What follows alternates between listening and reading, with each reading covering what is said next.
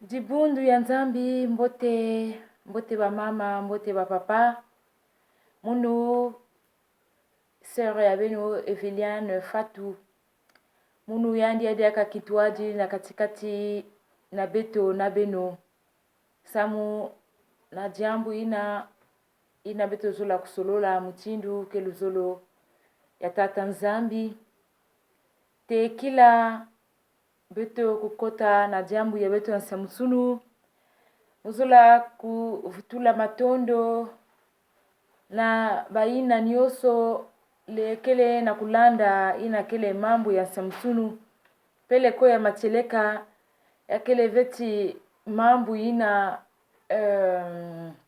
mutindi mule na kuzonzila ke munu mukele espère na mambo ya nzambi me ya kele mutindu ina munu ke comprendre ni ina muzola kupartager sa mutibeto nyoso beto kele na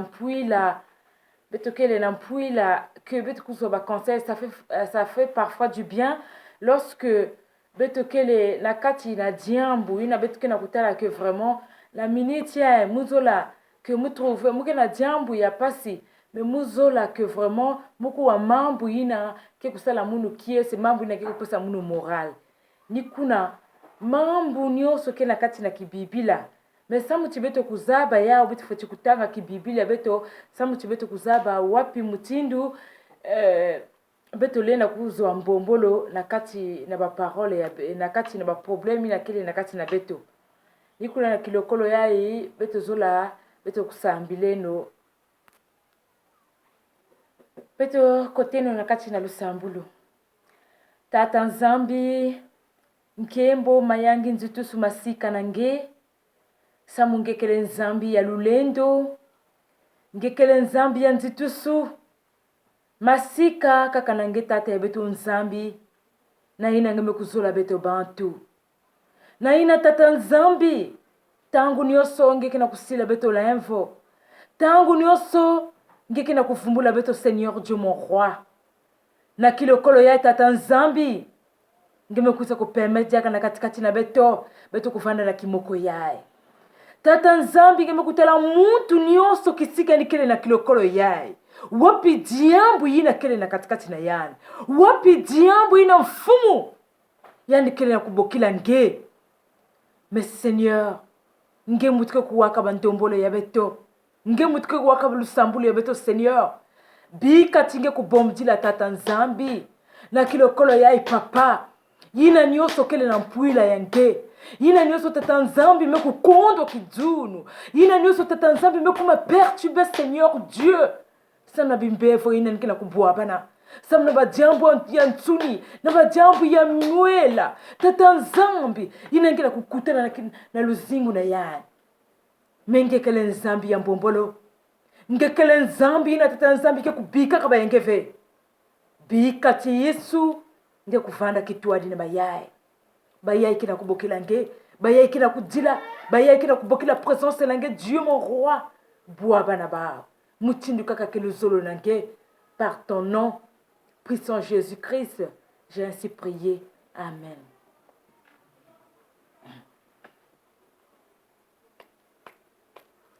Moyo na ntendo ngeti vingila kolowa ya moyo si atambula mayangi madizulu si wakotamo fumu na kwiza tweti vingila etundile kwa fumu bubambelanga yaipe inzila yo ya ndungunu bundweki kuna zulu si waimbila fumu na kwiza tweti vingila etundile kwa fumu bubambelanga yaipe inzila yo ya ndungunu bundweki kuna zulu si waimbila fumu na kwiza tweti vingila zila tweti landa ina yaila akondele ye Yesu tunanungako satana itantu utuzungiti umukuna zola tweti ngila etundele kwa fumu bubambelanga yaya yaipenzila yo ya ndungunu bundweki kuna zulu siwaimbila fumu na kwiza twetivingila enzila twetilanda ina yaila kondele ye Yesu tunanungako satana itontu utuzungidi wabufumu Yesu ndo untabila itundele kwa fumu babelanga yaya yayepenzila yo ya ndungunu bundweki kuna zulu siwaimbila fumu na kwiza twe etondele munzila yayo nzambi tata utuke bam mambu mamo moyo mena mulandanga iya tata inzambi uke ningisa pe munzila yo izolele Yesu imvunge tezikam ilendiko yavu yako enzambi uke ningisa pe munzila yo izolele Yesu imvanga tezikam ilendiko yavu yako bikatajata mukitwaze bikatajata mukiyenge tatuanwani sawandembani mono ya kanga maesani bikatajata mukitwaze bikatajata mukiyenge tatuanwani sawandembani mono ya kanga maesani Musona mukeji salute tomo Atua beji sawa ada bikata jata mukintwaje bikata jata mukiyenge Tatu wanwani sawandembani Mono yakanga maesani Lujata mukiminu Kiama kezika Lujata mukiminu Kiama kezika Eya ya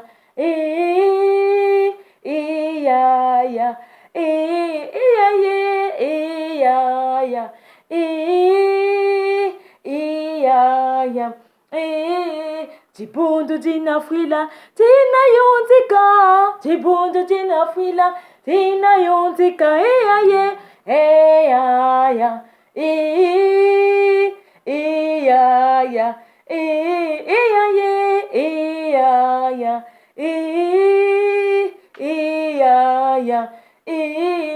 Lujata mukiminu kiama kejika Lujata mukiminu kiama kejika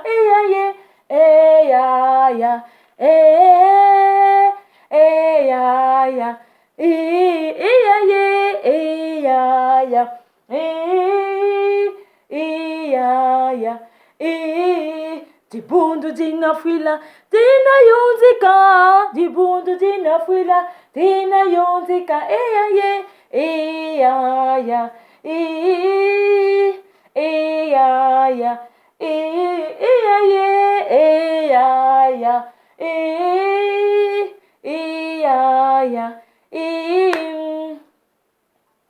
Matondo diaka na kilokolo yai bapange munu Mutindu mmekuzonza ke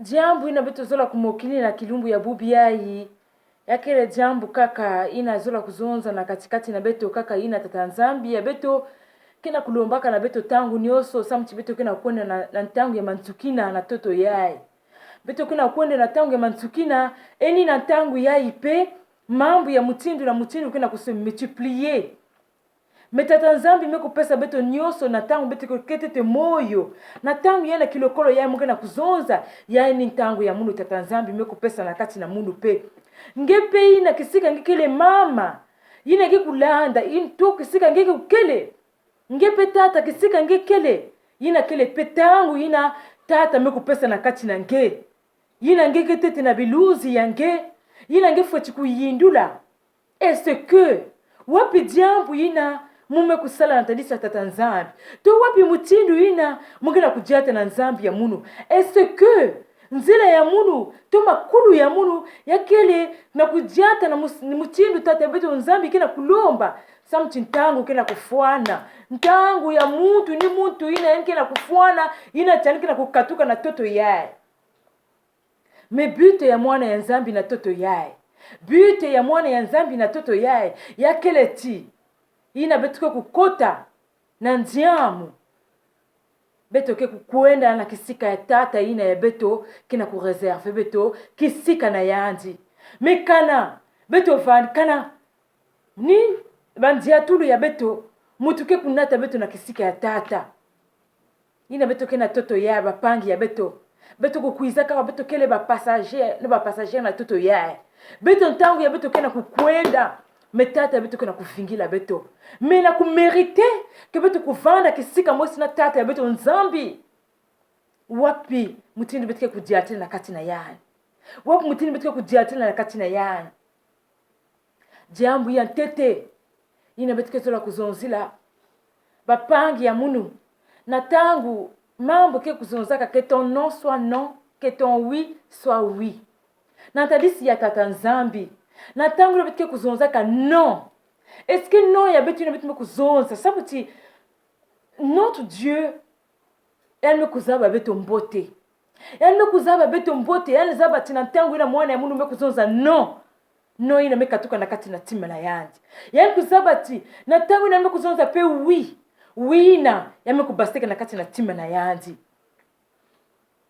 ni kuna mkezola betu kuzonzila ina kile témoignage mosi yakele muchindu kimbangi yakesura kuzonzila yakesura kuzonzila na jambo na mekutadila no yavandiki na mama mosi mama ina kumbu ya yandi vandiki mama 2 yandi vandiki kumbu la sœur 2 la sœur 2 ina yandi kuzabaka kibusi mosi kibusi ina pe vandiki kumbu yandi la sœur 5 la sœur 2 kisika bakuvandaka bakisika bakuvanda yani kuvandaka après bavandaka na mbanza ya kaka ina bajambu mekusalama bajambu ya mekusalama na toto ya bajambu ya la guerre salamaka yani mekubika mbanza ina yani mekuchanger mbanza ina mekuchanger ke mbanza ina mekona kukutana na la sœur 5 mais comme na la sœur 5 usabanaka déjà na mbanza ina bavandiki ina kukimaka la guerre amekusa kukutana na mbanza ya mamalu na kisika bakuvandaka la sœur 5 veut kukutana na yandi bavandi kuzonzaka bakekusolola mais la sœur 2 yandi vandiki mama mosi vandika kutelama na nzila ya lusambulu yandi vandiki mama mosi vandika kukangama na kati na mambo lusambulu yandi vandiki pe kisika nyani kuvandi kuvanda en tout cas sa vie n'était pas rose na quel sens muzola kuzonza que sa vie n'était pas rose parce que elle avait un peu de difficulté pour s'occuper vraiment de ses enfants qu'elle avait, il y avait vraiment un problème de difficulté. Mais la sœur 5, elle était un peu, je peux dire qu'elle était un peu bien na inzo na yandi. Yani vandi ki quand même na moyen ya kudia moyen ya kusala, vous comprenez ce que je voulais dire. Yani vandi ki quand même elle s'en sortait un peu mieux que la sœur 2. Et deux fois la sœur 2 bon elle vandi kufandaka pafani ke yanke na inzo benetala kaka ben ngeme kukima kisika nge kufandaka nge vandi ki tu étais bien mais ngeme kuiza lambanza ya mama luna fonge kufutukila a 0 na kufutukila a 0 ina fonge kusosa nge kuvanda na moi lubako something nge kubanda mais elle n'avait pas vraiment ba moyen kusosa que yandi kubanda na kusala quelque chose parce que la sœur 5 quelque chose elle dit mais la sœur 2 maintenant vraiment que proche nangawa chance aussi ba me kuiza côté kisika ina la sœur 2 vani kufandaka la sœur 5 aussi me kuiza ti mais mon aussi me kuiza na quartier ya munge na kufanda kwaku munge na kuluwe place ton tia ni facile tu peux kuona mula kisange amekona kutakuna amekuona la sœur 5 meko la kisanti inzo amuni yao ya ni hawa. Donc à chaque fois elle va ni kuenda kana kisika la sœur 2 et la sœur 2 parfois nge kuona na kisika la sœur 5 l'entend nge na kuona na église parfois na suka nge katuka na église nge luta kuna la sœur 5 mbe katuka na bakulta suka ka facile parfois que sonza batango kaka ngi kubaka kamun bet kuendaka. Il y a des moments que la sœur 2 partait chercher la sœur 5 pour aller à l'église. Mais il y a les autres jours, quand elle partait, la sœur 5 n'était pas là. Bon, bref. Et ben, tant que la sœur 2, elle avait un peu de difficulté. Donc, quand quelqu'un qui pointe de côté la sœur 5, quelqu'un qui côté la sœur 5, parfois, ma camarade, me coucouise, ma camarade, me coucouise, ma copine, quoi. Elle me couille talent, je dis pas que ça, ah, mais la sœur 5, il y a une nane qui est la langue façon ya. Tiens, il y a que pangamounou, vraiment pangamounou. La sœur 5 qui est ah, mais vraiment pangengi ya, qui kitoko, qui n'a pas kitoko, qui est vraiment beauté. Ça me qui vient que n'a pas qui salue avec une bête qui salaka ina. Parce qu'elle est très belle, vraiment. La bébé ça, vraiment, tout ya, façon ya, elle qui est kitoko. La sœur 5, me que la copine, elle dit ah. Yandi vraiment ben que son fasina yandi kisalo yandi kaka kusambila yandi vraiment yandi mambo kusambila ti oui betza kwanti kusambila mina kusambila aussi singembe kusalo aussi faso ya ita tanzambo si sabati mwana mukomenzula kusambila donc mulen aider andi pe nanzila yai la sœur 5 dit yandi muskina kuwaka kotani kekuna. Kafasina, il y a des autres jours aussi. La sœur 2, elle part là-bas. La sœur 5 aussi, que personne moi, parfois moi quelque chose, 5 moi quelque chose, mais personne dit, parfois la sœur 5 me coulamba, me dire ensemble. Elle me dire ensemble, la sœur 2 que vous tout qu'elle a une so, et bah, ou peut pas que fan qu'on a ma copine, comme l'heure à coquille là-bas qui se préparer, elle me connaît qui salue là-bas.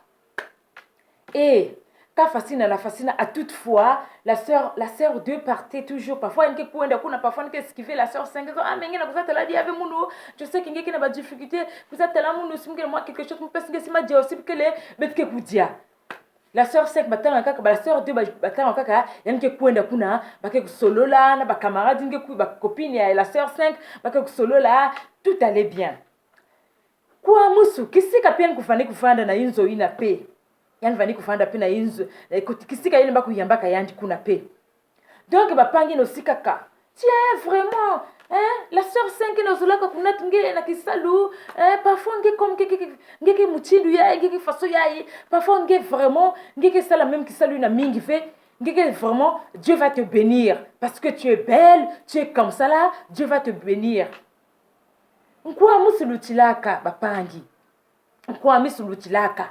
La sœur 5, la sœur 2, na kilumbu ina. Elle me connaît déjà quand la sœur 5. Elle me connaît à l'église bien. Elle me connaît. Comme elle dit là, dans l'église, elle me lutamige, oui, la sœur 5. Elle me connaît, elle me connaît à l'église, elle me connaît la sœur 5. Comme façon, bien. Elle me la paix. Oh, quand tu dis vana, tiens, nous vanda ka, le kutkunu moi c'est vanda ka, na paroisse dans mes katuka kuna. Ma copine et la sœur 5 c'est vanda kuna. Tiens, mingue la sœur 2 vraiment. Jusqu'à présent, vraiment, la façon qu'elle écoute là, elle me dit bon. Mbasi, bet que kuena. Tiens, il là, bravo. Vraiment, écoute la façon comme qui semble bien, zaba, nzambe qui sakmuna nge, nzambe qui sakmuna nge. Ya dit bon d'accord, bet que kuenda no mbasi. La sœur 2 me basi quand me futu quand me kusabika, ba tiens me kukwenda muna inzwe. Elle me kukuiza na inzo, elle me kuiza. Yina nikuza kuma na inzo ya vandaki yani vandaka kuna ya vandaka ba la première nikuza kuma na inzo ba yani kuza kuma na inzo ba 18h yina bandaka kusambila yani me kusambila titata nzambi ngeke nzambi ngeme yidika munu ngezaba yikike na kati na munu metata nzambi tala mume kundima na kukwenda na la sœur 5 na kisika nke salaka kisalu ya yandi mebi kati na kilumbu ya mbasi na tangu betike kukwenda kuna la sœur 5 yandi kuzwa bakala ve parce que si yandi kuzwa bakala munu muke vutuka na nani na pipa ina mais sala ke tata nzambi yandi kuzwa bakala ve samti beto zole beto kuvutuka ensemble parce que yandi kuzwa bakala munu muke vutuka na nani na pipe toute la nuit. Mes frères et sœurs, la sœur 2 n'a pas dormi. Kusambila enke vumbu kenke kusambila kulomba kaka mambila enke vutuka enke kusambila kulomba kaka mambila enke na kusambila jusqu'à le matin enke kusambila tata nzambi ngeme yidika munu nge ngeme yidika mungeza ba yiki kutulaka na kati na munu. Mais tata nzambi si ngeme kutala que munu nina nzila ina ngeke kusak muna munu bi katina kilumbu ya mbasi ina ngeke kusak muna munu aussitôt avant même kota na kati na kisika kisalu ina. Mais kana ngeme kutala ti tata nzambi tini na nzila ina ngeke kusak muna munu tata nzambi yina bitu kuwa na kuma pangi ya munu ina la sœur 5 yani kuzwa bakalave ça me tu kuvutuka ensemble betizole bapangi toute la journée tango peke kumaka fe tango meko kuisa kuma 22h 22h me kuisa kuma la sœur 5 me kuisa enfin la sœur 2 ngeke prête oh oui mke prête on a vingi ngeke déjà mke prête la sœur 2 kina kuzana kati ya ndi tata nzambie tango mekulunga bitu maseku basika na inzo na kukwenda bamekukwenda bamekumarcher bamembaka taxi amekukuna kuma kuna ina amekuna kuma kuna amekuma 22h30 amekutala ba copine la sœur 5 fasa soyez les bienvenus la sœur 2 ngemetala kaka ebandela mosala bangeke s'habituer ebandela mosala ngeke s'habituer la sœur 2 kina kuseka kaka yana kati ya timu yake na kusamblia kina kusala sibenza wapi diambo mkena kukanisa mkena kuzonza na kati na timu ya munawa bapangi 22h30 ino mekota maintenant na kati na kisalu na kati vous comprenez ce que je veux dire na kati na boîte bake kubina ve bake kusala mtindu yati faso yave kubina ina bake na kubinaka 23h 24h ata mutu motivé na ba unyo sofana kuna na kilumbu ina avanaka na ba fille yavanaka na 5 filles la sœur 5 na la sœur 2 donc total yavanaka 7 donc la bavanaka 7 filles bake kubina bake kusala mutindu ya bake kubasika na terrasse fe bake kusala vusier ba copine me kuiza na la sœur 2 vraiment ya journal libabé nge vraiment ba la tête vraiment ya journal libabé mais que se décourager mangeke talange ça va aller ça va marcher ne te décourage pas yandi na kati ya time yandi kena kuzonzaka benzave wapi kilengi na kele na kati na time ya munu na tangu na kutala mutindu ya ba unioso pipa ina ya kumaka minuit ata mutu motivé ya mekukuma 1h du matin bakena kona tina 1h du matin ya bakaka timme kona na hotel ya bakaka timme changer me kona na boîte ya bakaka petit me kona na boîte ya ma me changer ba place ina kumaka 2h du matin non ya kumaka 1h30 la sœur 5 maisons na la sœur de maison ma copine la sœur 5 maisons ma va so ben que changer fait tu veux bet ma sœur vutuka kaka na inzo. La sœur 5, elle me quoi arrêter taxi. Elle me côté la sœur 2, elle me baka taxi. La sœur 2 côté elle vandi ki na kati na tima na yandi, na kati na tima na yandi. Si elle vana kati kubula ba moti, yani zola kubula ba moti na kati na taxi na kilengi. Yani zola kubula ba moti na banzango na kati na taxi na kilengi. Ina vandi ki na kati na tima yani. Yino me kuna kuma kaka. Mami kuna kuma na inzo. Comme la sœur 2 vanda ke bikana kama toala et puis la sœur 2 inzo la sœur 2 tété après vient la maison de la sœur 5. La sœur 2 me ko descendre na taxi, la sœur 5 me ko continuer. Ina la sœur 2 côté kaka kati na inzo. Yani me ko sambila, yani me ko yimba, yani me ko sambila, yani me ko sambila. Yani me ko glorifier Nzambi. Yani me ko glorifier Nzambi tata Nzambi. Matondo mingi parce que me ko walusambulu ya munu tata Nzambi. C'était pas ta volonté que je puisse aller na kati na bisika mutindu ina parce que ce que tu avais mis en moi, tu ne pouvais pas permettre que na kuna kusala ya una kati na pote na kati na voanzi. Merci. Merci parce que nge Nzambi nge me ku walusambulu ya munu. Vous vous rendez compte? Baina nyoso faniki kuna ata mutu motivé kuzuaka bakala ata mutu motivé la sœur 2 a fait si bon qui sait que ba kukwenda ka ba changer que peut-être qu'on va se changer comme la sœur 2 n'était plus avec eux peut-être que kisika bakukwendeka peut-être bakuzwaka. Mais en tout cas dans la sœur 5 na kilumbu ina la sœur 5 vani kuzonza kadia kavina la sœur 2 kebet kukwenda ba copine yandi pe vani kutanguna kadia kave.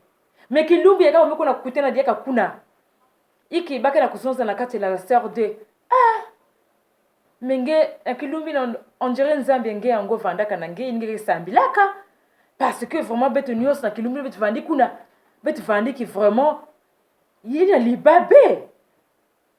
Donc nzambi nge nzola ka fait andreti nge kuiza kuna diambu yae yake zola kuzonza bapangi yake leveti mukina ku yake leveti mukina kuzonza que baina ke kusalaka kisalu ina mukina kuzonza avec baina ke kusalaka mais yake kaka témoignage yina bet ku vivre na bet ku talaka témoignage yake leveti muku waka ya uve mais muku talaka yao kisika jambo ina kulutaka mmezonza témoignage na samna kuzonza na kati na beto que tata beto nzambi mekuzonza que ton non soit non, que ton oui soit oui. Mais la temps ina bet ke kuzonza ka non. Est-ce que quelque part dans ton cœur yake fait la partie dans qui na kuzonza non oui non oui. Est-ce yake fait la côté dans qui na kuzonza non et oui. Mais quand tu dis non et oui, donc Dieu ne sait plus. Ikingeme kuzola la kati na no inengeke na kuzoza no ngeke kuzoza jaka oui. Sam tu beto mingi na tambe tikina kuzoza no. Nzambi ya beto inenge kutalaka beto inenge kuidika ka beto. Enne kuzaba ti mwana mune me kuzoza kaka non parce que bika kuzoza kaka non. Ke mwana mune me kuzoza oui. Enne kuzoza yawu parce que bika kaka kuzoza mais la kati na yandi yakele na non. Nzambi avait dit que ton non soit non, que ton oui soit oui. Sam tu n'entends que la kuzonza oui. Ata diambina. Sam na yeki mambu ya nzambi mosimo kuzonza que 1000 tombent à ton côté et 10 000 à ta droite, tu ne seras pas atteint.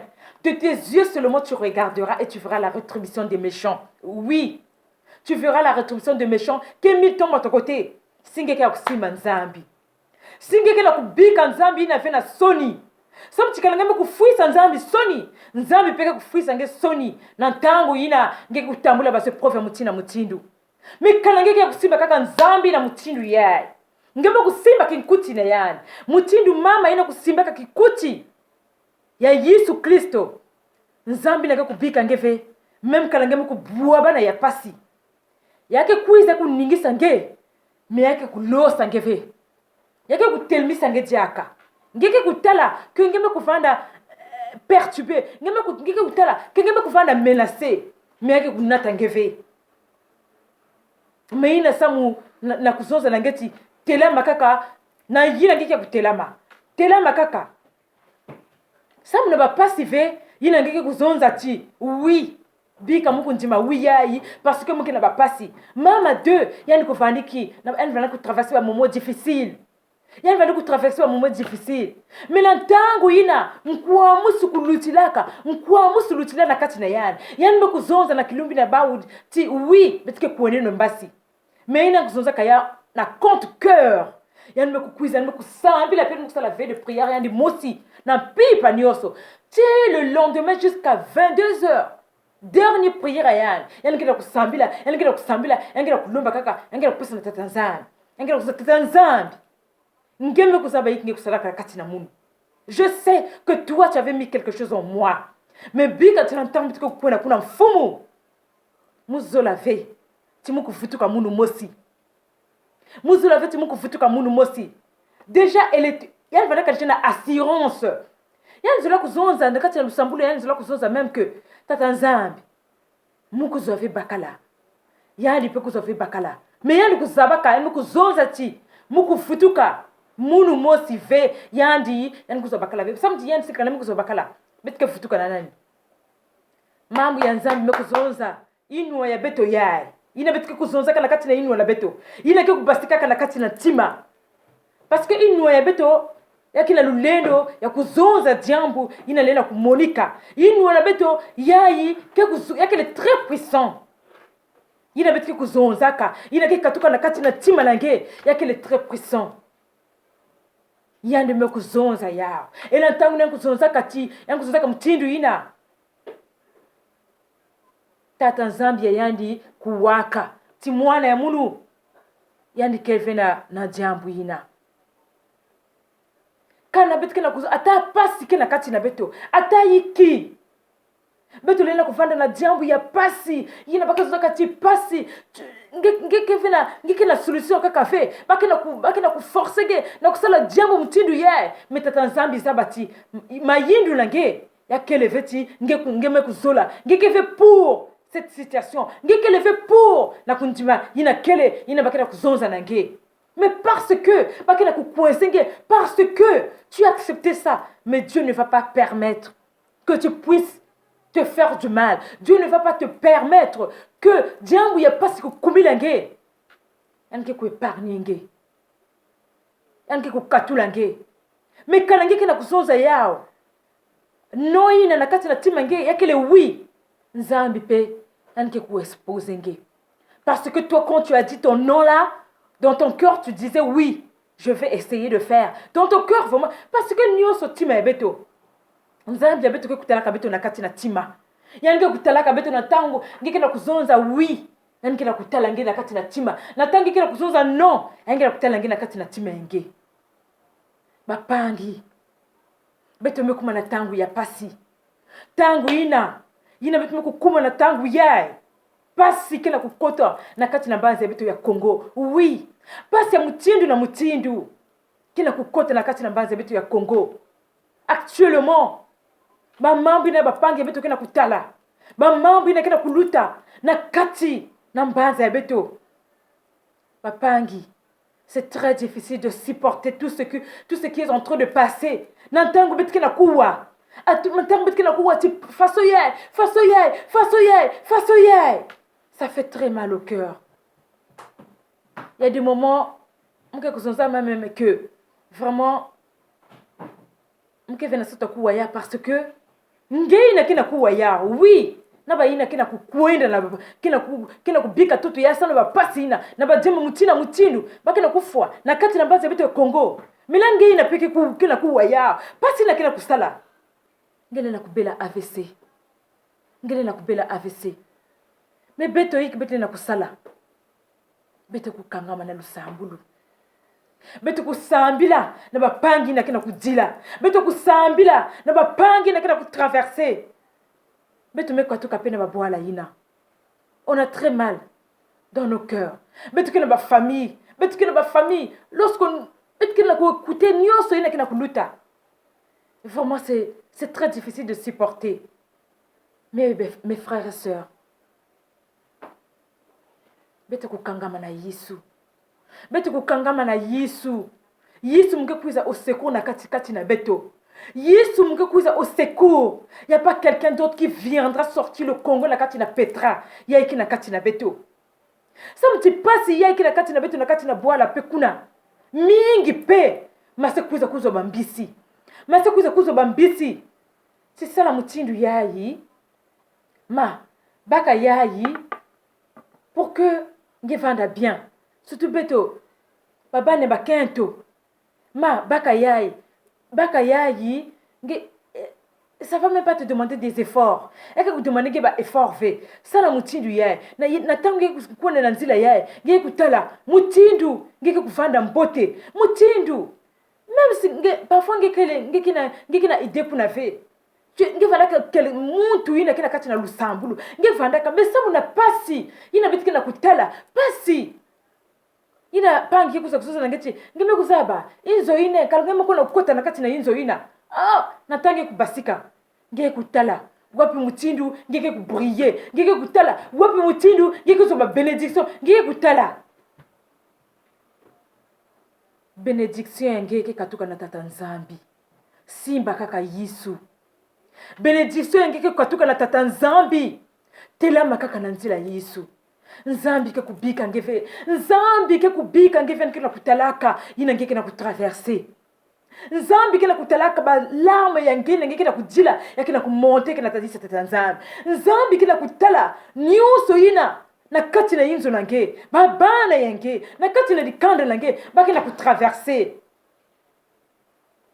kangama na Yesu ya imekuma tangu vibetike kubika Yesu. Ça c'est pas le moment de laisser notre Dieu de choisir les endroits yina ke kunata betu na mpoko munu ya ikele tangu ve me ya ikele tangu ina betike kusimba Yesu ya ikele tangu ina betike kutelama na misiku ya Yesu ya tete na toto yayi betike kusambilaka samchi betike mambo ya nzambi kezonzaka na tangu nyonso bakina kulonga beto mambo ya nzambi samchi betu kuzwa place na tadisi ya tata nzambi betu kuzwa place na kisika ya tata nzambi ya tete ni yina le reste là tata nzambi mekuzaba tina bakile na toto si bakusala ve balenda kujave si baku nzambi mekuzaba mais Dieu va t'aider tela makaka nzambi keku edenge lomba yina betilelo kulomba na tata nzambi nzambi pesa beto santé nzambi kuza kupesa beto santé nzambi kuza pesa beto ngolo beto kutelama beto kusosa yani mekusosa aide-toi le Seigneur te dira na kuchercher ninge on chercher ina tata nzambi kekusalaka ba plan ya makedika nzambi kekusalaka ba plan mama ngeke na kutala pasi tata ngeke na kutala pasi vie yange ya kelevé en rose vie yange ya kele na ba complication vie yange ya kele na ba difficulté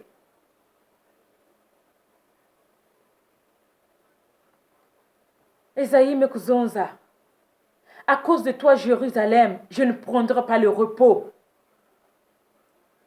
je ne me tairai point jusqu'à ce que la justice apparaisse à cause de ma santé, je ne prendrai pas le repos. À cause de mes enfants, je ne me tairai point. À cause de toi, mon Seigneur Dieu, je ne prendrai pas le repos. Ou bien je ne me tairai point jusqu'à ce que la justice apparaisse dans ma vie. Jusqu'à ce que la justice apparaisse dans ma vie. Muke kubika ve, muke kubika ndele nzambi ve, muke kukangama na nzambi ya, muke kukangama. Samti nzambi ke kusa kusoba kumbu na nge. Tu ne t'appelleras plus les abandonnés.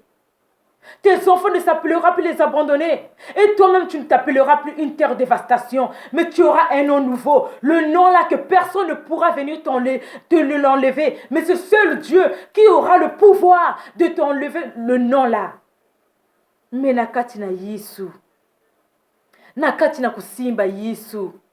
Beto mekuma na toto ya miangala, toto ya nzomono. Toto ya nzomono.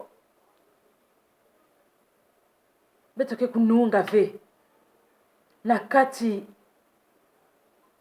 na kuzonza no ngimbe kuzonza wi beto ke kununga ve na kati na bashwa ya beto nzambi mekupesa beto yine beto ke teto moyo yine beto ke teto ku respirer yani mekupesa beto mayela ya ku choisir wapi nzila yine beto zola kubaka wapi nzila ina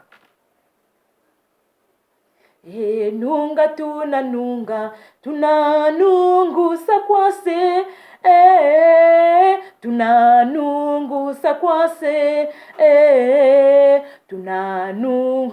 oh nunga tunanungusa kwase tunanungusa kwase tunanungusa Yanduzulu byana sena byuna tena muzungu yatia tunateka muzuko yatia nunga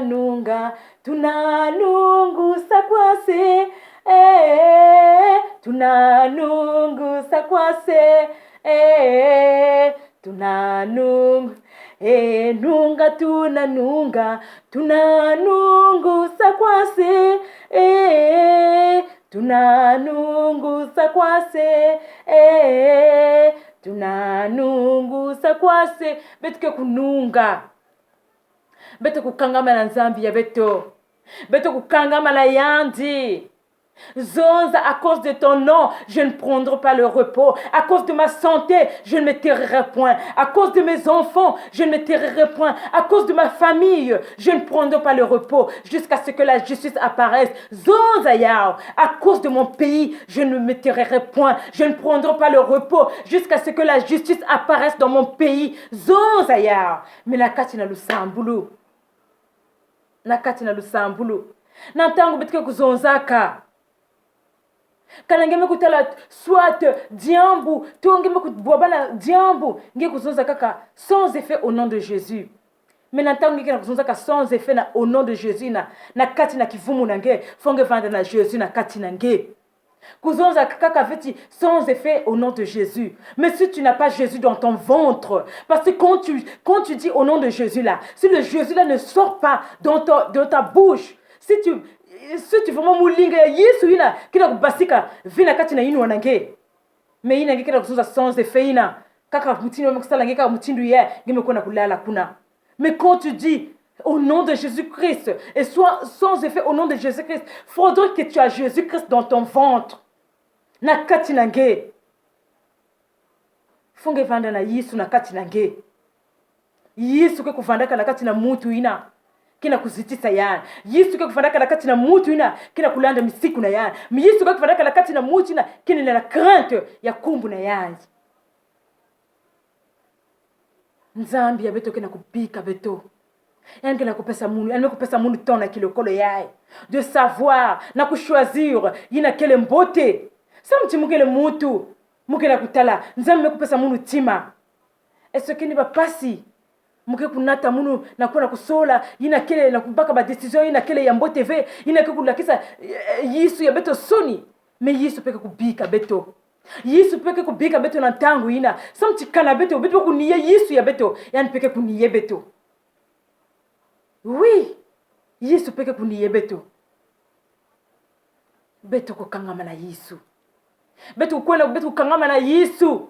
Samti na tangu ina pe. Beto pe kubula ba moti na kilengi. Beto kubula ba nzango na kilengi. Ke Yesu ya munu. Yani mekusa kusala. Ya mangetu kulu. Parce que muku telamaka na kati na yandi. Parce que muku vandaka fidèle. Parce que muku kangama kutu ya munu. Parce que muku kangaka misu. Na ina kena ndandu ve.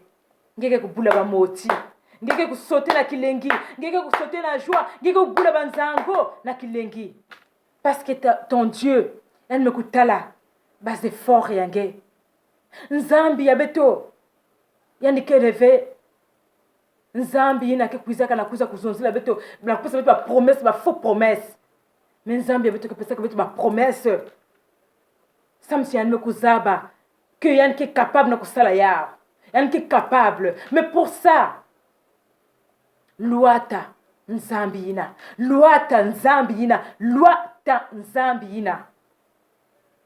Nzambi ke kusala. Nzambi ke kusala mangiti kulu. Nikuna matondo jaka na kilokolo yae. Beto zola kumanisa na lusambulu. Tate ya beto nzambi ngekele nzambi ya moyo. Nzambi makedika. Yesu. Ngekele nzambi ya beto Seigneur Dieu. Ina kile na beto tangu nyoso. Mena kilokolo ya tata nzambi. Ya kele na mingi. Na kilokolo ya tata nzambi na mkina kusambila Seigneur Dieu.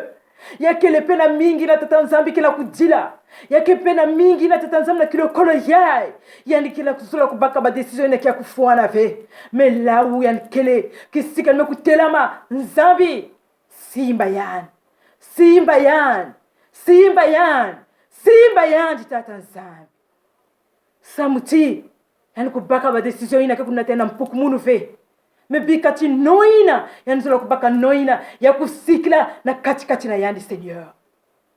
Nzambi. Aide-nous Seigneur à rester fidèles envers toi. Tata nzambi.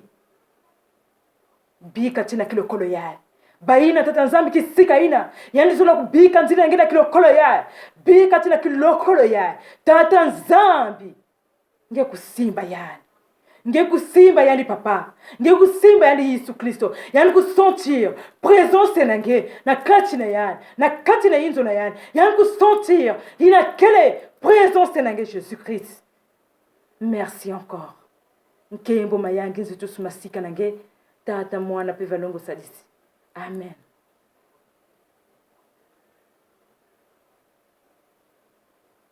Kisikinu imbila kunga kunga bonsunu ni imbila jotu imbila Vivi peganya kisa vumbi fuli kisimpe ngeye pesa mbundana muku yimbila ngibudulu vavanza kese yitu mwesanga zambi saku munungi ngibudulu vavanza kese yitu mwesanga zambi saku munungi ngibudulu Vomukiaji yimbila kunga bonsunu yimbila jotu yimbila Mbivu pekanya kisa vumbi fulu kisimpe ngeye pesa mbundana muku yimbila ngibudulu vavanza kise yitu mwesanga zambi saku munungi ngibudulu